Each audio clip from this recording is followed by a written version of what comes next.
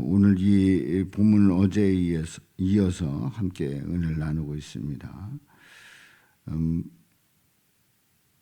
다윗이 인구조사를 해서 이스라엘에서 칼을 빼는 담대한 자가 80만이라고 하는 통계를 냅니다. 유다 사람은 50만. 이렇게 해서 이제 130만의 칼을 빼는 담대한 자, 바로 군인으로 용병으로 나갈 수 있는 사람들이 130만이라는 것을 확인하게 됩니다. 바로 이것은 이 다윗이 어디 가서든지 어떤 나라든지 어떤 군대든지 싸워서 이길 수 있는 자신감이 충만하고 또 자신의 그 권세가 끝이 없다고 하는 것을 확인하게 되지요. 그런데 다윗이 인구조사를 한 다음에 마음의 자책을 하게 됩니다. 그래서 큰 죄를 범했다고 하는 것을 고백하게 되고요. 이제 선지자 갓이 내게 세 가지를 보이노니 그중 하나를 택하라 해서 이제 세 가지 중에 하나를 택합니다. 왕의 땅에 7년 기근이 들고 또 원수에게 쫓겨서 석 달 동안 도망칠 것이고 또 아니면 사흘 동안 전염병이 있을 것입니까? 이제 셋 중에 하나 택하시오 했더니 이제 전염병을 택합니다. 전염병을 택하는 이유가 여호와께서는 긍휼이 크시니 우리가 여호와의 손에 빠지고 내가 사람의 손에 빠지지 아니하기를 원하노라. 그러니까 사람의 손에 빠진다는 게 뭡니까? 뭐 석 달 동안 피해서 다닌다라고 했을 때 사람의 손에 의해서 계속 쫓겨 다니는 것 아닙니까? 그래서 이제 전염병을 택하면서 여호와의 손에 빠지기를 원해서 이제 전염병을 그 백성들이 앓게 됐지요. 그렇게 해서 죽은 자가 7만 명이 되는 그런 엄청난 어려움을 겪습니다.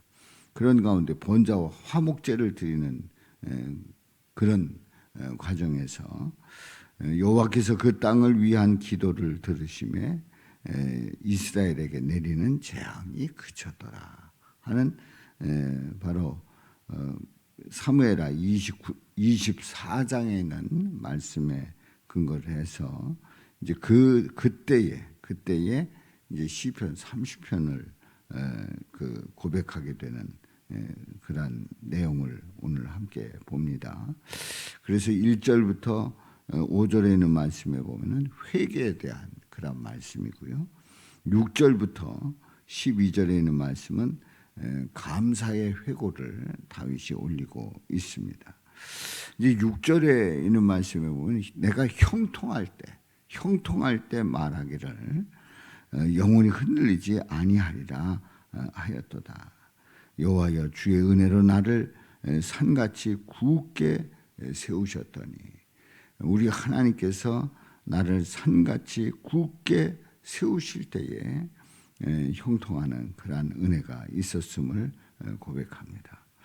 다윗이 그 산성에 살면서 다윗성이라 이름하고 다윗이 밀로에서부터 안으로 성을 둘러 쌓으니라. 이제 성을 굳게 세웠다는 거죠. 우리 주님께서 함께할 때에 형통하고 그 형통할 때 우리는 하나님의 은혜를 고백하고 하나님께서 이렇게 지켜주시기 때문에 형통한다고 하는 그러한 고백과 함께 주님께 영광을 돌려야 합니다. 그런데 7절 중반절에 보면 주의 얼굴을 가리심에 이렇게 말씀하고 있어요. 주의 얼굴을 가리심에 내가 근심하였나이다. 주님께서 얼굴을 가리실 때 다윗은 근심했다고 이제 고백을 합니다. 이제 큰 걱정을 한 거지요. 다윗이 백성을 조사한 후에 그 마음에 자책을 하고 하나님께 아뢰입니다. 이 일을 행함으로 큰 죄를 범하였나이다. 이제 근심하는 거죠. 인구조사한 그 다음에 일어날 일들을 생각하니까 끔찍한 거예요. 여호와여 이제 간구하옵나니 종의 죄를 사하여 주옵소서. 내가 심히 미련하게 행하였나이다. 이렇게 우리 하나님께서 얼굴을 가리실 때에 근심하는 이 다윗의 모습을 보면서 근심할 때에 가장 중요한 것은 바로 주님 앞에 회개하는 겁니다.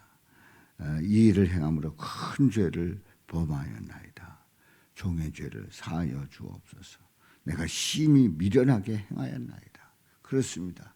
우리는 근심에 앞서서 근심할 때 근심할 수밖에 없는 그 상황 속에서 우리가 할 일은 다른 것이 아니라 낙심하고 좌절하고 이제는 끝났다.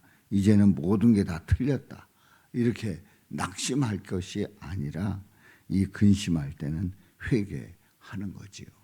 그래서 8절에 보면은 여호와여 내가 주께 부르짖고 내가 주께 부르짖고 여호와께 간구하기를 간절히 부르짖습니다.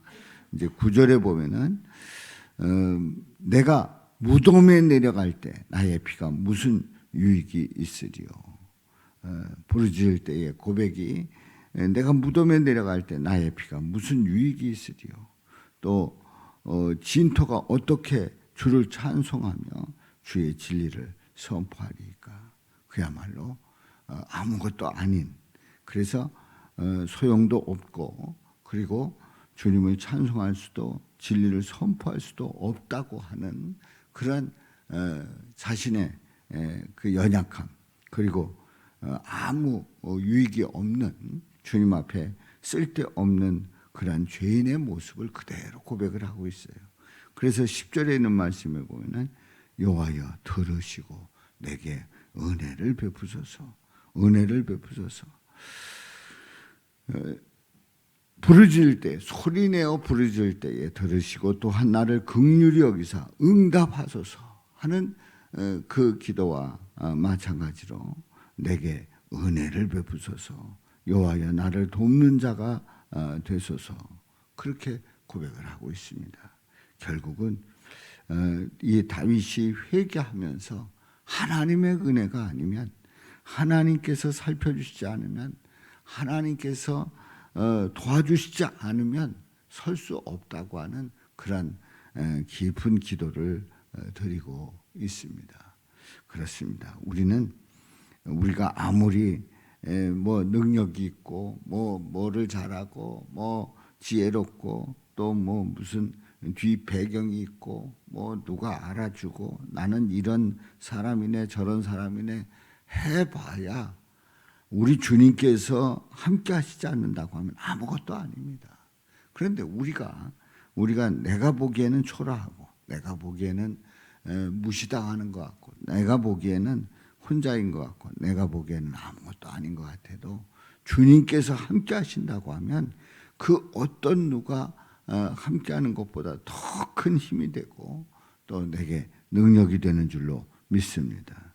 그래서 우리가 믿음 생활하면서 힘들고 어려울 때에 주님 바라보고 주님 의지하고 주님께서 나와 함께 하시고 내게 능력 주신다고 하는, 나를 사랑하신다고 하는, 나를 보호하신다고 하는 그 믿음의 고백이 있다고 하면 그 어떠한 상황 속에서든지 이겨나가고 승리할 줄로 믿습니다.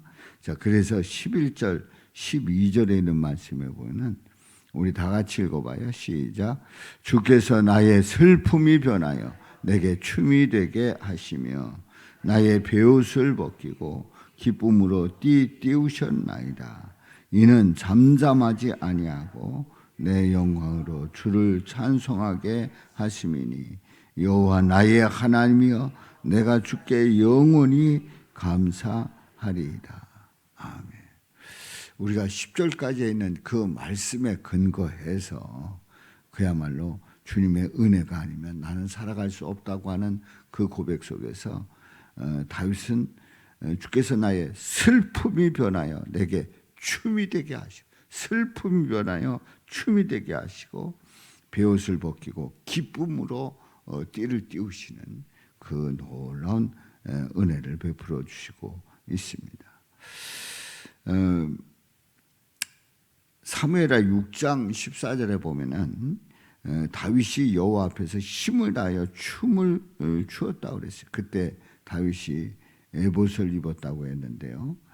여호와 앞에서 힘을 다해서 춤을 추는 다윗의 그 모습 속에서 슬픔 변해서 내게 춤이 되게 하시는 그 역사를 그대로 고백하고 찬양하고 영광을 돌리고 있습니다.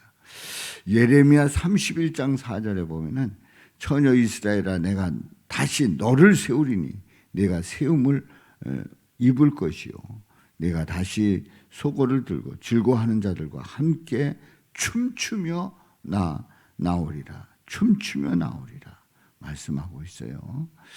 그렇습니다. 나의 베옷을 벗기고 나의 베옷을 벗기고 기쁨으로 띠띠우시는 그 놀라운 역사를 고백하면서 이 얼마나 감사한 일입니까? 얼마나 신나는 일입니까? 베옷을 벗기고 베옷은 이제 끝났다 했는데 베옷을 벗기고 기쁨으로 띠띠우시는 하나님의 역사를 우리는 고백하면서 영광으로 주를 찬송하게 하심이니 아니 세상에 주를 찬송하게 하시는 그 은혜를 입어요.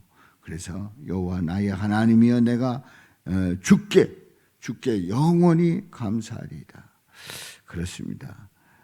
이제 다윗은 끝난 줄 알았는데 회개하면서 그래서 주님께서 베푸시는 그 은혜를 체험하게 됐고 그리고 내가 영원히 주님께 감사한다고 하는 그 고백을 우리가 오늘 말씀을 통해서 깨달으면서 우리 삶 속에 이런 고백이 넘치시기를 주님의 이름으로 축원합니다.